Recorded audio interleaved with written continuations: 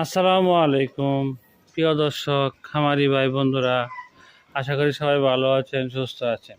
এই যে দেখেন, এই যে আমার খাবার যে নিচে হাঁস খাওয়ার পরে যে পড়ে আছে, দেখেন আমার দেশি মুরগির বাচ্চাগুলো নিচের খাবারগুলো ঠোকায় ঠোকায় খাচ্ছে। তা আমার দেশি মুরগিটা পালন করি এই জন্যেই যে আমার হাঁস খাওয়ার পরে অনেক খাবার নিচে ফেলে দেয়, আর সেই খাবারগুলো আমার দেশি মুরগিগুলো খায়। আর দেশি মুরগিগুলো সেই জন্যেই আমাদের লাভবান। নিচের খাবারগুলো যে পড়ে থাকে সেগুলোই খায়। দেখেন আমাদের রাজহাঁসগুলো খাবার খাচ্ছে এখানে।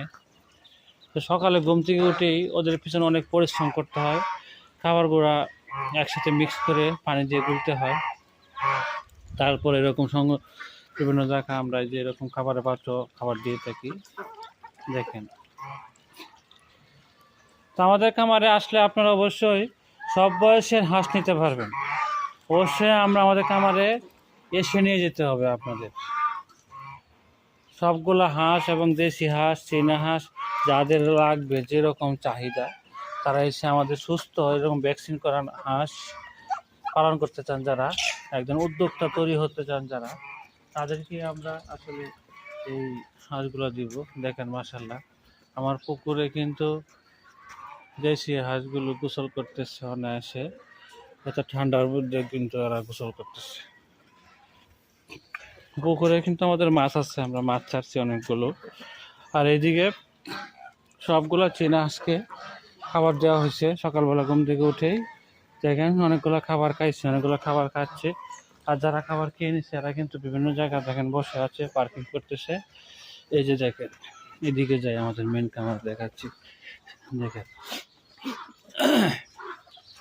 এই যে আমাদের অবস্থা, দেখেন গোসলও করতেছে মিনি সুইমিং পুল। এখানে দেখেন ছোট্ট একটা মিনি সুইমিং পুল। আর যে রোদের মধ্যে আসে আস্তে আস্তে বসে আছে, এখানে কিন্তু রোদের আস্তে আস্তে তাপ আসতেছে, সবগুলো এখানে যে বসে আছে তাপের মধ্যে আসতেছে। আর চলে আসলাম, দেখেন আমাদের লাউ বাগান। এই যে আমাদের খামারের উপরে কিন্তু এই বাগানটা করেছি মাশাআল্লাহ। এগুলাকে আমরা 2G 3G পর্যন্ত কাটিং দিয়েছি, 4Gও দিয়েছি, অনেকগুলোতে 4G কাটিংও দিয়েছি। আর এদিকে আমাদের সিমের বাগান, দেখেন মাশাআল্লাহ ভালোই সিম গাছগুলো ভালোই হয়েছে, ফলন হয়েছে। এই যে আমাদের দেশি মুরগিগুলো এখানে পাবেন, দেখেন সব দিকে ছড়া ছিটানো আছে দেশি মুরগিগুলো। এই যে একটা দেশি মুরগি, এই ছেড়ে পালন করি তো সব জায়গায় ছড়িয়ে ছিটিয়ে আছে, এই প্রাকৃতিক খাবার খাচ্ছে, পোকামাকড়